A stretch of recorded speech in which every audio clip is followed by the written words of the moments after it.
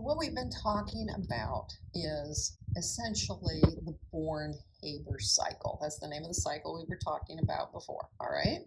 The difference in the molar enthalpy of the solid and the gas is that lattice enthalpy, which we've been calling lattice energy, because once we have them as gaseous ions separate, because it's a gas, right? The difference between that and making the solid where they are right next to each other, pluses and minus next to each other, holding themselves together, that's your solid compound. And you really have a very hard time measuring that directly. So instead, we use Hess's law. Remember, when we say that, we're saying we're using the first law of thermodynamics. Just Hess's law is the one that applies specifically to chemistry. And the Born-Haber cycle is a closed path, hence it's a cycle. So this is just, again, the same stuff I was talking about before, where you say, hey, I have these elements. I am going to break them into individual atoms. I will ionize the atoms, and then I will combine the gaseous ions to form the ionic solid. And then the last thing I can do is I could take them apart and turn them into elements again. Oh, okay. So this is the cycle, and some of these are much easier than others to measure, and this lattice enthalpy happens to be one of the more difficult ones. The thing is, once again, the sum of the whole cycle has to be zero because you ended up where you started, which is just a statement of the first law of thermodynamics again, that you can't win. It's a zero-sum game, is another way to say it. If you're back at being the solid compound, you should have exactly the same energy that you did when you were that solid compound the first time. And that means if we can find three of them, we can figure out the fourth one. Well, here we have a Born-Haber cycle. And within it, we see the different parts of the cycle. And this last part here, where the separate ions as gases combine to form the solid crystal, this is going to be your lattice energy. They've put a minus here. The thing is, you have to be paying attention. It all depends on whether you're talking about how much energy is released or what the energy of the lattice is. Okay? So be very careful how you identify the plus or minus signs here. Okay? That's what I'm going to say about that. So this first part, where it simply says, do the calculation, all you're going to do is say, hey, if I'm going to go all the way around here, it has to add to zero. So this plus this plus this plus this plus this plus this equals zero, which is why they put the minus sign on it here, because that's the one thing you're going to put to the other side, and then you'll just add these other numbers up. Now, if you do that, you quickly are going to I'm just going to eyeball it here. This is about 350. I'm not going to make my life any harder than that, and it's a negative. All these others are positive. This looks to be about 540, right? 630. I'm eyeballing it, right?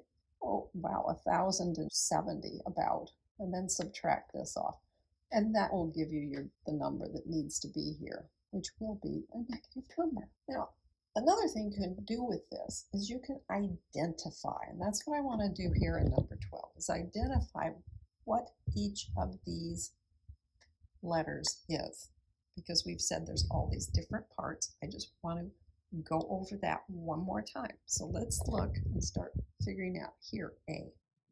When I look at A, what they've shown me on this chart is this line was the energy level for the solid potassium and some chlorine gas. This line, oh, this part's the same, right? The chlorine gas, that's totally the same. So that's not what is going on here. What's the change here? Oh, the change is taking the K as a solid and turning it into K as a gas. All right, so the potassium has changed from a solid to a gas. And if we think back to the beginning of the semester, we realize that's sublimation. So the number that is there on it is the amount of energy required in order to create the gaseous state from the solid state. That one has been identified. How about part B? So I'm going from this line to this line. I look at this and I realize, okay, potassium as a gas has not changed. What has changed? Well, we had chlorine as a diatomic gas, and now we have chlorine as individual atoms. So the difference here was saying that the 1/2, the chlorine as a diatomic, becoming just chlorine as an atom. Well, that was a diatomic. So this is a covalent bond being broken or dissociated. So that's the energy involved in that covalent bond being dissociated. Okay, now how about C? Let's look at C. I'm looking at this and I'm seeing that I started with the atoms of potassium and chlorine. And then up here, my potassium is now an ion. There's an electron that has come into existence, got pulled off the potassium. And the chlorine has not changed. So I'm going to ignore the chlorine because it didn't change. I'm just going to write this part. So for C, what happened was the potassium as a gas ended up getting an electron ripped off of it. Now, what do I call that? Oh yes, that's the ionization energy, because now it is an ion. And I had to put the energy in to make it into an ion. So that's ionization energy. Part D, what happens in D? It goes from here to here. I see the potassium ion is still here.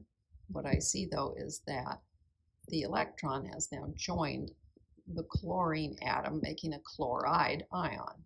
Okay, so that's what I should write down.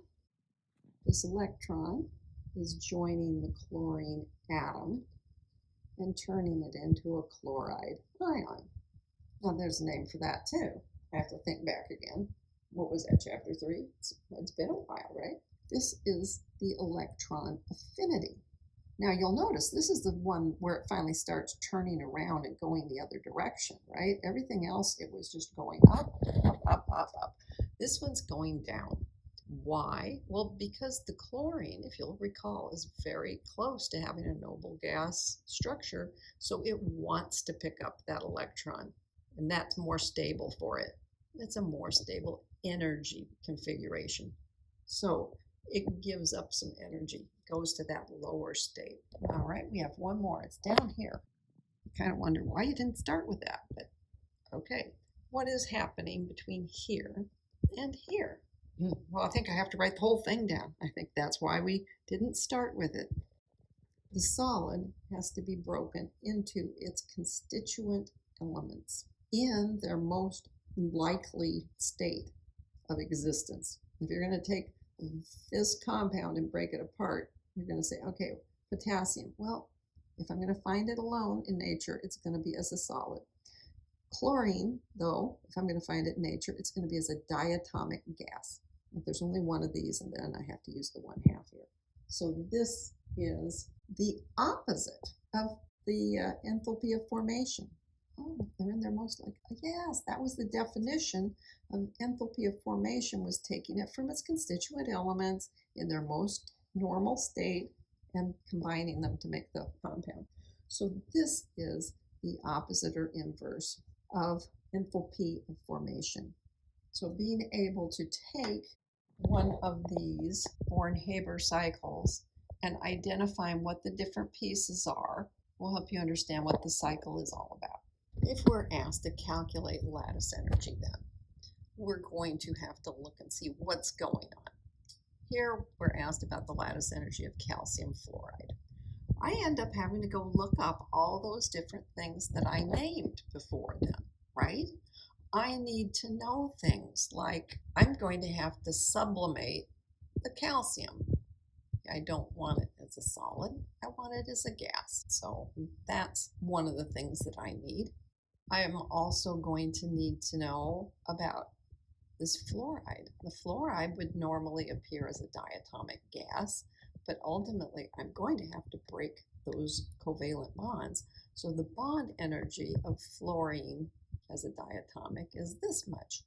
Electron affinity. The fluorine, once it's an atom, will want to pick up electrons. So there's that piece of information. The calcium wants to form a +2 ion. So I need both the first and the second ionization energies for calcium, because both of them have to happen before it will be in the proper form to do this. So see, this is a little more complicated one than the previous one. The previous one, it was a +1 and a -1. Now this one is a +2, and yes, this is -1, but there are two of them. So you have to be very careful in all of this. Now, in general, okay, you can go look up an awful lot of these. So here's a standard heat of formation of the solid calcium fluoride. That wasn't on my list before, but that's okay. It's telling me about this direction, and they've given it to me this way. I mentioned that when we're doing this, the calcium has to form +2 ions, so it's going to have both ionization energies.